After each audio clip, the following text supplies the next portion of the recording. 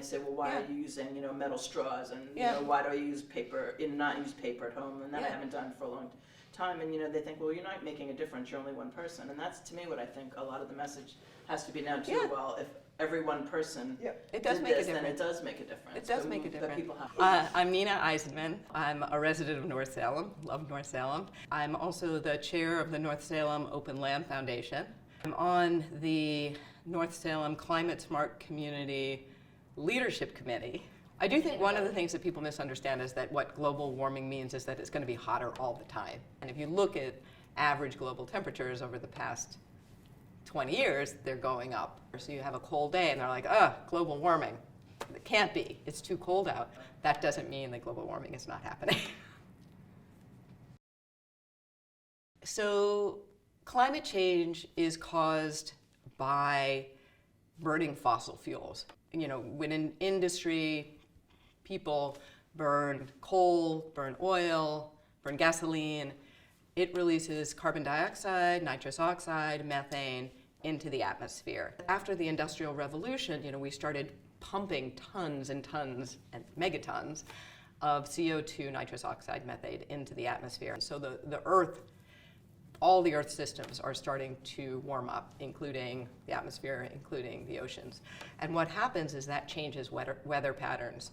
So many people might think, oh, it just means that everything's going to get hotter, when in fact it creates more up and down, so more severe weather changes. So you can have much colder days, you can have much hotter days. Greenhouse gases are called greenhouse gases because they hold heat in the atmosphere like a greenhouse. That's where the name came from. So the biggest perpetrator that most people are familiar with is carbon dioxide, CO2. But it's got two little siblings, nitrous oxide and methane. They actually store much more heat than carbon dioxide. So greenhouse gases are problematic because they're the result of burning fossil fuels, and that's our primary source of energy right now around the world. We all depend on energy. Nobody wants to live in a world where we don't have energy. But unfortunately, all of that energy releases these greenhouse gases, and we're on a path of increasing global warming. And as the global temperature increases, we put all of our systems that allow us to live at risk. You manage what you measure. So if you can think about, how much do I drive? Maybe my next car is going to be an EV. Do I need to take that trip? Can I take public transportation? Can I ride a bike instead of taking a cab? You can also think about the heating in your home. So if you use fossil fuel to heat your home, is there a way you can switch to heat pumps? If you're in a position to put solar on your house, maybe you do something like that. And you vote. North Salem is part of New York's Climate Smart Community Plan.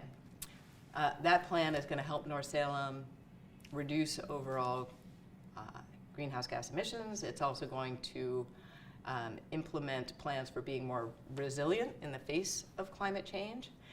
And so part of that plan is going to be to set a goal for 2030 for greenhouse gas reduction and also a net zero target.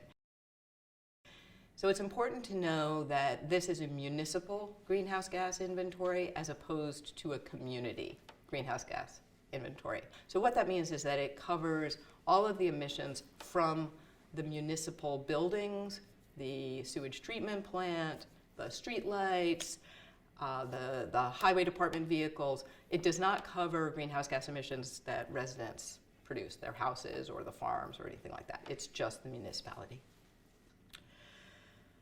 The overarching conclusions that we found from the greenhouse gas inventory was that because transportation was the largest contributor to greenhouse gas emissions, that it would be important for the town to take a look and see if there are any kinds of energy efficiencies that they can implement in terms of the highway department fleet. The town, again, being very proactive, is already looking into replacing some of the decommissioned police vehicles with hybrid vehicles.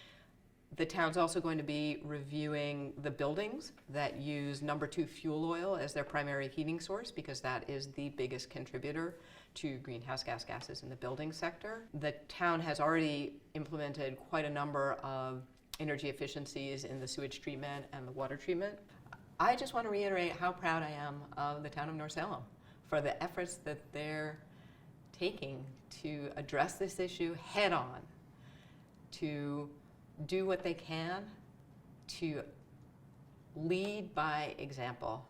So what would I say to people who are total pessimists and say it's too late? I would say, do you have kids? Do you want to have kids? Do you want your kids to be able to have kids? If yes, then we really have no choice. We're in the fight of our lives here. And we're fighting for the future of our planet. We're fighting for our kids' future.